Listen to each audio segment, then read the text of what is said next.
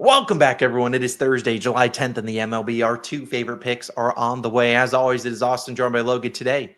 Joined by your guys' favorite special guest, who's been making a more regular appearance as of late. Yes, get it on out. The broom is here. A 3-0 sweep yesterday, Logan. Round of applause. We love to see it. Let's do a victory lap. Adrian Howes was over announced. He went 7 innings. Then we had the under in the first 5 in the Guardians-Astros game. And, I always see comments, Logan, people asking for Nerfy Nation to be back. Go back to that game. There were 2 runs in the first inning and then nothing the rest of the first 5. So Nerfy Nation could not be more dead recently. But then, Logan, you cashed your play to round off the sweep. Luzardo K's, the over in the Twins and Cubs game. We love to see that. Let's keep things moving today with another sweep. Now, it is a shorter slate than normal. Only 2 picks in this video because, honestly, the slate is not a great one. But let's try to go 2-0 and keep the bankroll moving. Yesterday, I talked about our chalkboard entry. How we've been rolling over the money. And yesterday, our chalkboard entry smacked. We turned our $56 into 102. Today, I'll be rolling over all the funds today. A reminder, if you haven't signed up for chalkboard, do it. Use code COS or the link down below. They will give you a match on your first deposit as well as this free square. It's a match 100% dollar for dollar up to $100 plus this free square. Take advantage. If you live in any of these states, you better be signing up using code COS on Chalkboard. We will talk about this a little bit more maybe tomorrow, but Logan and I are actually traveling to Boston for the Red Sox game tomorrow, and we're going to meeting up with our good friend Guy Boston Sports. So, hey, I don't know if he's talked about it in his video yet. I haven't noticed, but either way, we'll be meeting up with him. So if you happen to be in the Boston area, maybe we'll be posting like a bar or something that we're at pregame. So again, if you want to come out, meet us, have some fun, have some drinks and whatnot, you certainly can. Drinks on us. So come join. We'll be in Boston tomorrow for the Red Sox versus Rays game. But enough yapping. We'll talk about that a little bit more, maybe where we are seated in the game tomorrow. But let's not worry about that. Let's worry about getting you guys 2 winners today. And it begins in Minnesota, where we're taking the Twins first 5 team total under 2.5 minus 130 on DraftKings, a 1-unit play. If you're like Austin, I'm only a FanDuel better. What do I do? Do I do the first 5 under in terms of both teams? I don't know if I'd get involved there. Chris Paddock is not a guy that I really like to trust, and I could see the Cubs offense breaking out today. If I were to do anything, I would probably do Cubs first 5 money line, trying to avoid the sweep here. I do like them in the full game. Their bullpen's been pretty good, better than the Twins has this season. So I do like the Cubs here, but I rather just trust Colin Ray in their pitching instead of asking Chris Paddock or Cubs offense do anything. But let's talk about Colin Ray, who's been pitching well this season. What I really like to see is he's been great against righties. Now, why is that important? Well, because the Twins start a ton of righties. If you look at the lineup that we're going to see, we probably see upwards of 5 minimum, maybe 6 right-handed batters in there. And why is that important? Because Ray's allowing just a 225 batting average to righties, 621 OPS to righties. So again, he's been really good there. Now the lefties have gotten to him. He's given up a 320 batting average to lefties. However, the Twins lefties are not guys that I'm like running away from. They're not guys that are just absolutely scorching the baseball, especially as of late. He's probably sees 4 lefties in here. We're talking about Trevor Larnach, Brooks Lee, Willie Castro, and Matt Wallner. But you look at those guys over the last 15 days, Larnach's batting 214, Lee's 179, Castro's 233, and Wallner's 219. So again, if those are the guys doing all the damage and beating me up in this first 5 under for the Twins, I'm going to live with it because then Colin Ray can go out there and end his first half of the season strong. Over the last 5 starts or 6 starts, 4 of the 6, this line is cashed.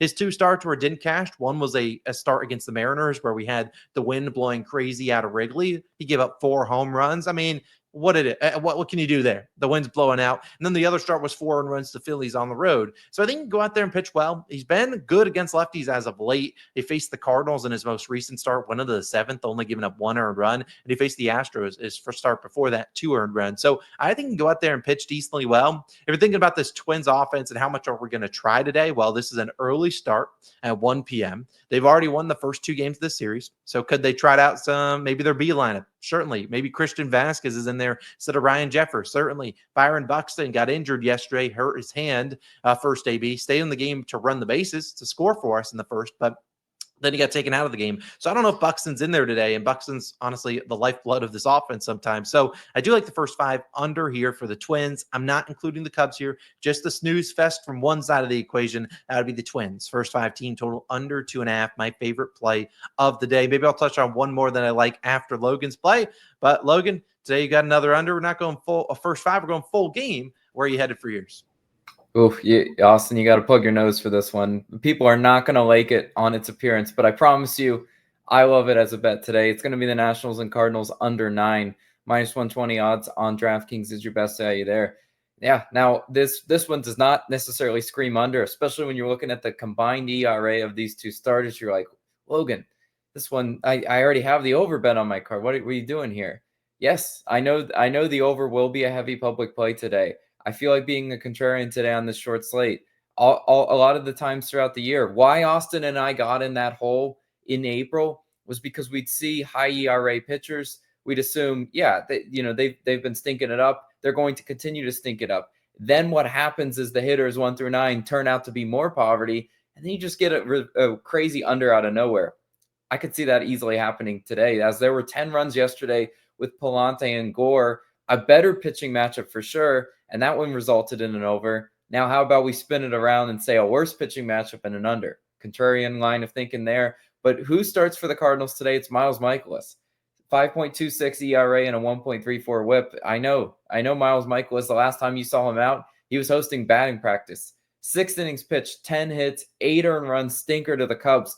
Now, what I will say about that one is the Cubs have this guy's number. Never, ever take any sort of Cardinals anything when he faces the Cubs. That team just owns him, and they made him look so bad. In that game, he allowed 6 home runs.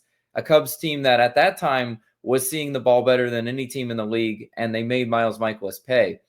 Prior to that start, though, again, we can't overreact to one bad start because pitching, that happens at this level. Prior to that start, he only allowed multiple home runs in one start in June. So for the most part, he had been pretty good at not allowing the home run, and then he just exploded in that Cubs game. Miles Mikolas faced the Nats back in May, went 5 1/3 innings pitched, 1 earned run. If he can dial back into that type of form of how he faced them in May, I think we stand a really good chance of cashing this one. He's a veteran pitcher that, again, he's going to have his bad outings, his blow-up outings every now and then. But for the most part, he can be serviceable. And serviceable, in my opinion, is 3 earned runs or less for Miles Mikolas today. The light at the end of the tunnel is that Mikolas is only allowing a 216 batting average with 2 outs and a runner in scoring position. If he finds himself in some jams today, perhaps he can wiggle his way out of them. Hitters are also only hitting 216 off of his fly balls. So maybe, just maybe, Miles Mikolas pitches the Nats in a way that they're just kind of getting some lazy fly balls. Maybe a few caught on the warning track, maybe heart stoppers. But I still think Miles Mikolas has a better outing. I mean, law of averages says he has to have a better outing than he did in that Cubs outing. But I think he pitches pretty well today. And then on the other side, it's going to be Michael Soroka starting for the Nationals, 5.4 ERA and a 1.14 whip. Again, 2.5 ERA pitchers. Scary, I know. But this under is not for the faint of heart. Like Miles Mikolas, Soroka coming off a terrible start. 4 innings pitched, 7 earned runs. Nasty. I mean, that's not going to get it done. He has great StatCast. Unlike Mikolas, though, Soroka has great StatCast numbers that suggest that ERA could be falling in the next several starts. His expected ERA is 77th percentile. His expected batting average is 219. Soroka also has a great K percentage, 76th percentile in K percentage, 67th percentile in ground ball percentage. If you just blindfolded me and looked at those StatCast numbers alone, I would not think that this pitcher is a 5 ERA type guy. So again, could Soroka have a pretty solid outing in this one? I think so. With men on, Soroka only allowing a 241 batting average, which is, that's pretty serviceable, and 2 outs and a runner in scoring position, 211 batting average allowed. So again, those are not terrible stats at all. I could see a pretty solid outing for Soroka. Cardinals also only hitting 231 against right-handed pitching this month. The Cardinals team as an offense has been anything but consistent.